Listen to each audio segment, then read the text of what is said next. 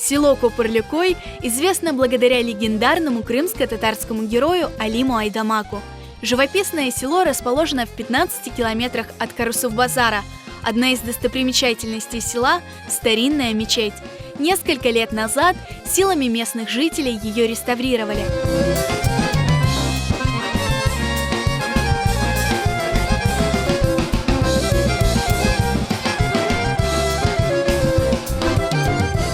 На минувших выходных здесь провели долгожданную встречу односельчан. Bugün ilk kere görüşü Köprülüköy'ün sakinleri. Evvelden bunda doğanları, yaşaganları, hem bugün de bunda yaşagan soyları. Ben çok memnunum. Bugün Allah'ın en güzel günü oldu. До депортации село Копырлюкой было небольшим. Здесь проживало 255 человек. К сожалению, сегодня тех, кто родился в селе до войны, остались единицы. Сария Алиева – самая пожилая уроженка села Копырлюкой. Ей 91 год. Bunda tütün saçılıydı bizim köyde. Tütün hepsi yerde. Mına oyaklar, toğaylarda.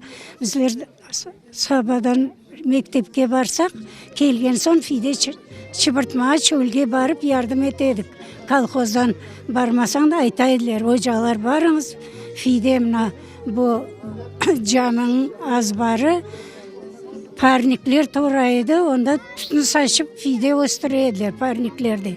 Ana bizler o fidelerini suğurup alıp ketedik çölge. Çıbırtaydık. Kızlar oturta biz çıbırtamız fidelerini. Куртваде Гафаровой было 4 года, когда ее депортировали из родного села.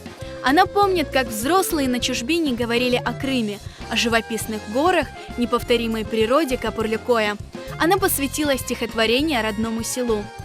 Ne dul bersin beni koyum, bakçaların, kırların, çeşmelerden akkan sular, meni gözlerim yaşı.